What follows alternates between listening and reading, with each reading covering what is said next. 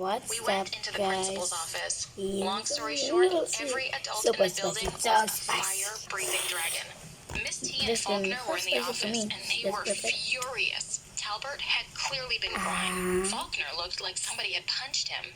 I didn't let Sophia take the fall for it. I just couldn't. I straight up told the principal that it was all my idea and Sophia had nothing to do with it. The principal freaking flipped. She started yelling about how I was a disgrace to the school and that I was suspended for a week. Then she told me to get out of her office. I waited outside for Sophia.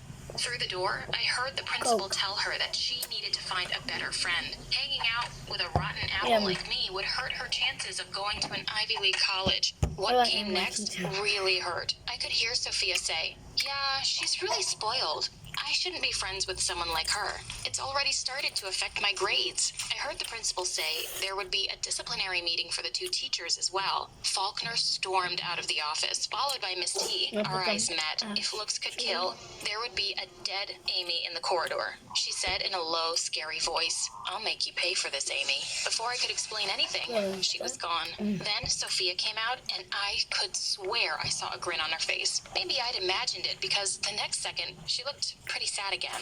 Instead of going to class, we went behind the cafeteria and quietly sat there. She squeezed my hand and said she was sorry she'd gotten me into trouble. I told her I felt very hurt that she had agreed with the principal in the office. She just looked at me with those big blue eyes and said, of course she didn't mean a word of it. How could I even believe that? Before I knew what I was doing, I leaned in to kiss her. She pushed me away. She was horrified and disgusted. I have to go, said Sophia. She picked up her bag and basically ran away from me as I tried to explain to her how much I loved her. No, what had I done? What was wrong with me? Why did I just blurt it out? She was going to hate me now. My parents went insane when they found out about the whole thing, and they were doubly pissed at Sophia for letting me take the fall alone. They asked me why I even stood up for her. I wasn't ready to have that conversation, so I yelled at them and told them to mind their own business. I was grounded for a week. I was an overnight hit at school, though. Turns out, going against a teacher everyone hates makes you really cool. In fact, Miss T and Faulkner got fired. Also, Faulkner had broken up with her and put the entire blame on her. I was a legend around school. I was getting texts and calls from people I didn't even know existed, and getting invites to all the coolest parties. Sophia had always said she hated those parties, so we never went, but now I could go. This was awesome. I sneaked out late at night to a party that weekend. People greeted me like I was a celebrity. I was getting high fives and smiles from everyone. Then I saw Sophia a few feet away, dancing and laughing with a bunch of people around her. I was so shocked. I thought she hated these noisy parties. It really didn't look like her first one. What is going on with her? The next day, I noticed Sophia had blocked my number. I was devastated that my best friend had turned so cold-hearted. Eventually, I figured I could use the attention I was getting to forget about Sophia. Everyone seemed to think that I was a rebel, so I became one. I started hanging out with the other rebels, and I even started dating Mark. Mark had a motorbike and barely even went to school. I figured Sophia might even be jealous. Besides, if Sophia ever spilled my secret, dating him was a...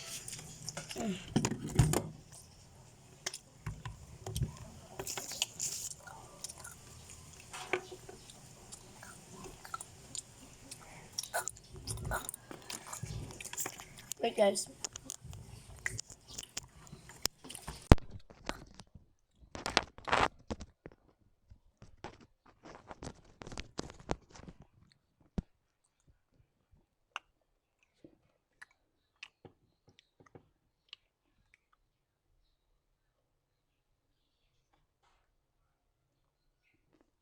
And I even started dating Mark. Mark had a motorbike and barely even went to school. I figured Sophia might even be jealous. Besides, if Sophia ever spilled my secret, dating him was a good way to cover things up. I spent the next few weeks doing extremely stupid stuff with my new friends. I was ditching school all the time and staying out late. We would go around the neighborhood on bikes and throw eggs at people's cars and houses. On one of our escapades, Mark was driving really fast and his bike slipped, and we both landed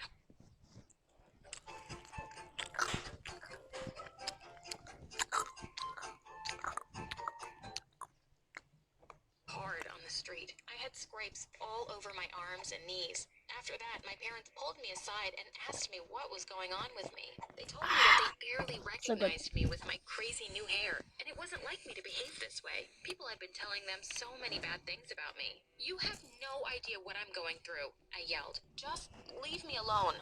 And they did. I felt miserable. I sneaked out after Mom and Dad had gone to bed to Mark's place. We were just hanging out when Mark suddenly tried to kiss me. I pushed him off. He looked surprised and asked me if I was gay or something. How did he know? He simply shook his head and said, "Lucky guess." I ended up telling him everything.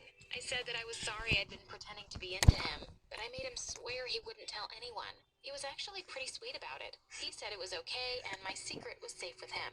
But the next day, when I went to school, the most horrible thing happened. I was called into the principal's office again. What now? I went to the office. I saw Miss Talbert standing there looking furious. Wait, why was she back here? The minute she saw me, she jumped down my throat. Apparently someone had trashed her house. You had the guts to go into my house and leave a threatening note? She screamed at me. Who do you think you are, you idiot? All my protests that it wasn't me fell on deaf ears. I got suspended again. The minute I got home, I called Mark and told him what had happened. He said she was just out to get me and was probably making all this stuff up. I felt so angry at being set up by her. Mark told me to meet him later at a party that night, and we'd discuss how to get back at Miss T. I found Mark at the party, and he told me we should go talk in private. He took me to a dark, empty hall where I could barely see anything.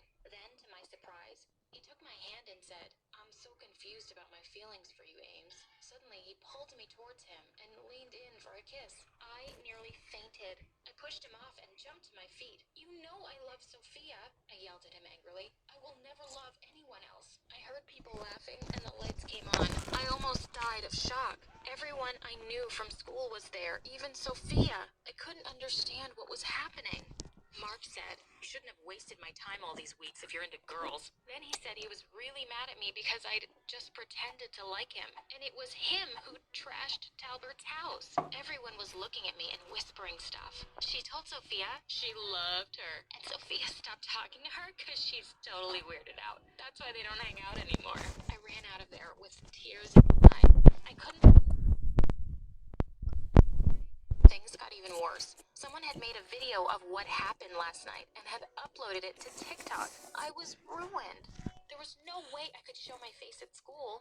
When my suspension was over, I had to go back. No one would let me live this down. Everywhere I went, people made fun of me. I wanted to disappear. I also realized how terrible it felt to have your privacy violated. Maybe this was all karma for making that stupid video. Just when I thought my life couldn't get any worse, it did. I got a call from my dad saying Mom had been in a terrible accident. I rushed to the hospital. While she was asleep, I cried and felt so terrible for what a horrible person I'd become. Dad and I were called into the police station and shown the CCTV footage of the accident. It had been a hit and run, and they were trying to get a hold of the driver. I could hardly believe my eyes as they zoomed in. Wasn't Miss T's car the same model? And it was definitely a woman in the driving seat. And those pink clothes looked all too familiar. Was she that crazy that she'd try to hurt my mom just to get back at me? This was insane. I had to make sure I was right before I The reported her spice is to the going police. to my I went to her house, but I couldn't see anyone around. Luckily, the garage gate was slightly open. I slid under it and turned my flashlight on. I had to get a good look at her car. If it was banged up and had the same number plate, I had my culprit. Boy, was I going to make her pay for hurting my mom. The car was dented in the front. I had her now. But then I checked the number plate. The car was the exact same brand and model, but the number was completely different. I sat on the floor with my back to the car, holding my head in my hands. Was I just losing my mind? Suddenly, the light went on, and there was Miss T standing in the door that led into the house. She looked really surprised to see me. Weirdly, though, she didn't seem angry at all. I started crying, and she told me to come inside. I told her everything that had happened the past few weeks. She listened to me quietly, and once I was done, she said something that completely shook me. "I know it's not you, Amy. It took me a while to figure out who the real culprit was Thanks for and why they watching. would want to hurt Bye. me." She